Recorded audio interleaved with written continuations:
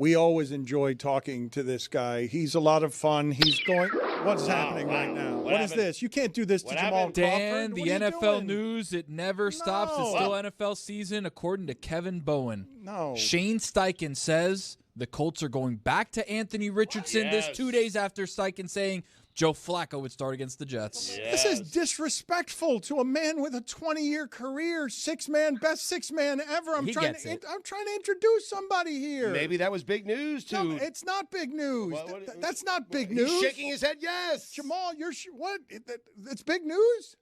Dan, that was big news. We got to respect and appreciate that. It was. I got to be honest. No, I got to respect and appreciate you. That's not we're introducing a basketball segment, and he's telling me about a quarterback change at a 4-6 team. I mean, in the hunt, in the mix. Exactly right. Big deal. Going back to the kid. Jamal, you can't agree with this saying in the mix. You can't say that. Dan, I can adjust. That's why I became a sixth man. I'm fluid. I can adjust. I'm good. All right. So Jeremy Taché says that Tyler Hero last night had a game for all time. It's a career game for Tyler Hero. I feel like Jamal Crawford had that game a bunch of times. But did you ever hit 10 threes in a game, Jamal? That's a good question, Dan. I didn't hit 10, but I did hit 8 in a row before missing one. Okay. So I've gotten pretty hot at times, but Tyler, I saw the work he put in actually this summer. So it's translating really well, and he's playing great right now. Well, you must we've talked about this with you before, just how great it would have been if you had been born 15 years later and played in today's game where everyone realized, just let him shoot all the threes. That's all he should be doing. All the threes. Yeah, what are we doing? But Shaq says it's ruining the game. Shaq says it's why people aren't watching. Where are you on that? Somewhere in the middle. I think the threes are needed, but I would love threes from guys who are like the best at shooting them. I don't want everybody shooting threes. I think that becomes, a little bit watered down. I would love to see, three-point attempts are great, but let's have a nice balanced palette. And I think if you mix those in and you can draw some fans back in, and when possession still meant something, I think that's what the fans want when competition is at its highest level. Jamal, I think what's having a greater impact on maybe the lack of interest in the NBA, especially during the regular season, is fans not knowing when they're going to the game, not knowing if that superstar that they want to go see is going to be available that night. How do you feel about this with Joel Embiid and Paul George, Kawhi Leonard, and others just taking a lot of games off, man? Well, just in general, when this first came in, I think like 12, 13, 14, whenever it was, I always thought, let's load manage in practice. There's a kid out there right now whose parents bought them tickets for months in advance, and they're sitting in the 300 level. And they're so excited to see their favorite player just to find out on the way of their game that their favorite player isn't playing. Like, that's disheartening. It's unbelievably wrong in so many ways, and I think it kills, spirits, especially the young people. I always thought, like, if there's so many games in so many days, let's load manage practice, and then they'll be ready to go for the game so they're ready to perform. I'd like to talk to you a little bit more about stuff that's happening in the news right now. Klay Thompson goes back last night, and I don't know if this registered with other people, but Jamal, it seems to me that all of that is an increasingly rare thing, where a guy can go back to a place that genuinely loves and appreciates what he did. No hard feelings, and we're going to celebrate you, and we're going to have, Steph's going to want to speak before the game, and everyone's going to be wearing captain hats, and it's going to be genuinely moving to see you interact with employees that you brought happiness and championships to. Why is that so rare now? It seems like that kind of honest, sincere, syrupy moment is no longer available as it used to be. To me, that's the old NBA. And what I mean by that is this. When I was growing up watching the Lakers, it was Magic. It was Kareem. It was Worthy. You could identify those guys because they were with the team for 7, 8, 9 years. The Celtics had Bird and McHale and Parrish and DJ. You could identify it. So it made you love the team and the player. The fact that there's so much turnover now with contracts being shorter, guys staying here. You look up and like, you got traded there. You never know. But the fact Klay was able to go back after being in that tenure and all the success they had, and he was genuinely loved. I think he felt that. We felt it watching it just as fans. It was unbelievable and incredible. And like you said, Dan, it was extremely rare. So I'm not sure we'll see that at that level again, unless it's one of the pillar guys that we see, like the Currys. I want to ask the group, though, on this, because LeBron, great as he is, he's a mercenary. He's bounced around. You never get, well, I'm not going to say never, but it's rare to get the happy ending you want in the city that you want it. For him to leave and go back and get love, while Paul George is saying, why are they booing me in Los Angeles? Like, what? Why? I just you never played. But you know what I mean? Like Paul George is saying that why are they booing me on my return to the Clippers? Give me some of the other times that we've seen this happen recently where a guy is allowed to go back and it's all good feelings. It's all positive vibes. It's not a bad breakup or you know, Kawhi's a nomad. Who does Kawhi belong to as an allegiance given how he left in San Antonio? Who gets this?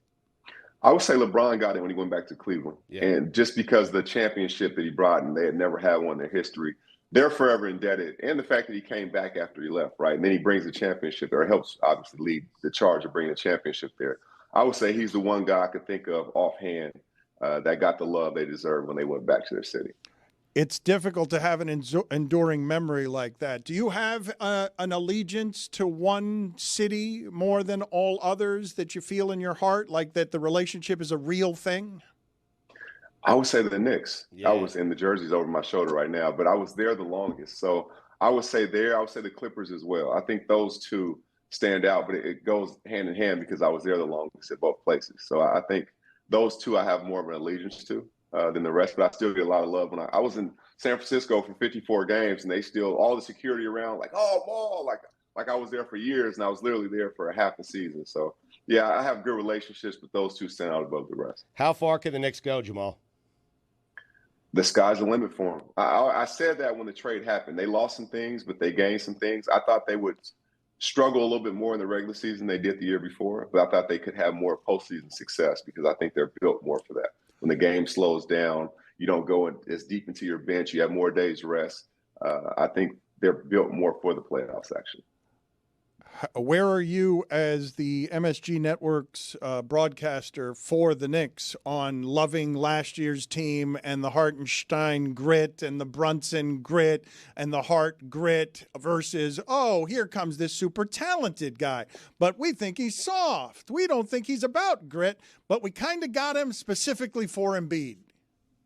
Yeah, I think you couldn't have this year without last year. You needed last year to take that stepping stone. Even for star players, when they see that a team is going in the right direction, hey, if I fit in over here, or, you know, this could be a perfect place for me if something ever did happen.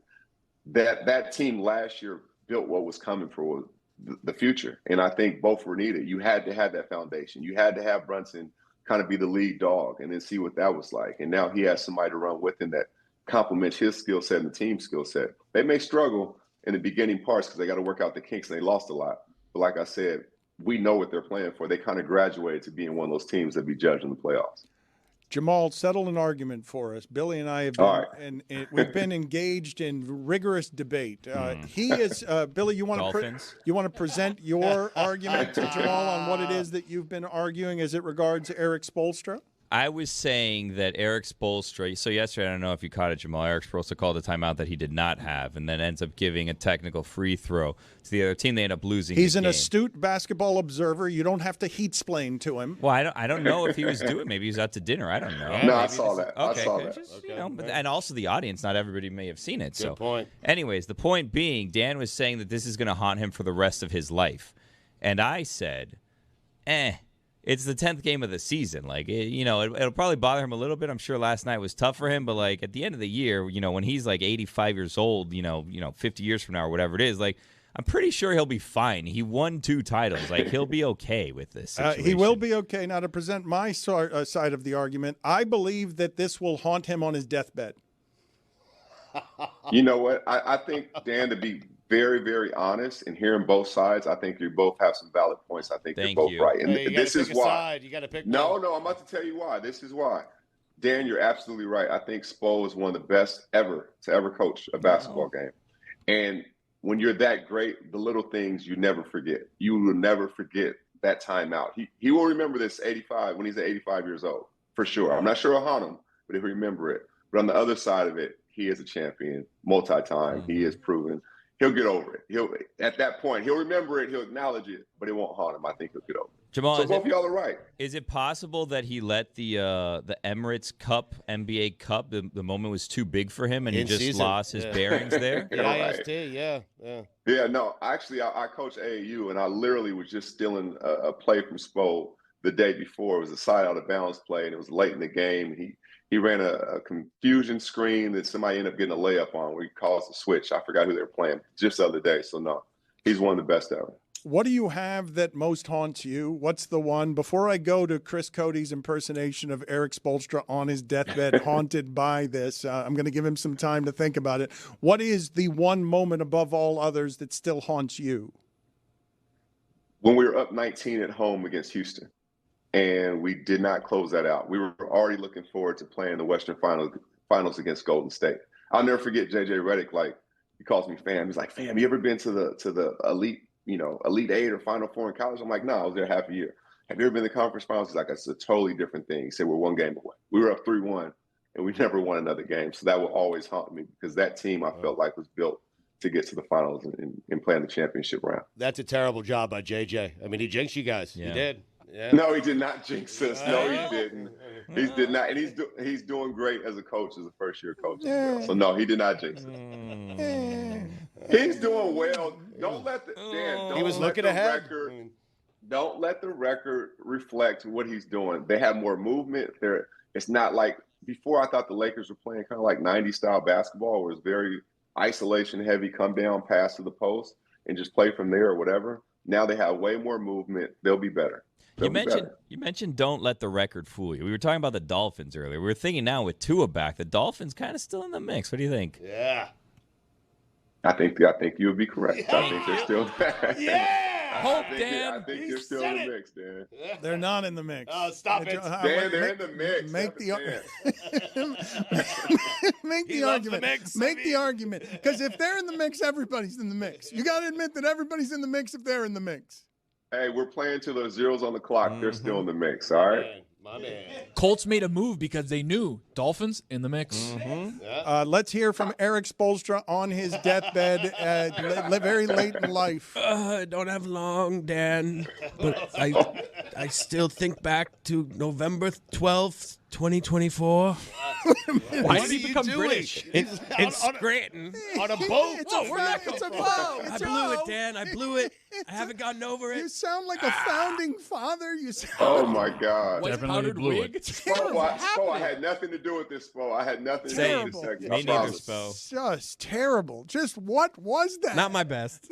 It was. I'm trying to channel an old Spo. All right. I don't know why I had him like this. All right, Jamal, before we let you go, I saw that you were on Lou Williams' podcast. Are you a better sixth man than him? Yes or no? Don't sit on the fence. Just yes or no. I would always bet on myself, Dan.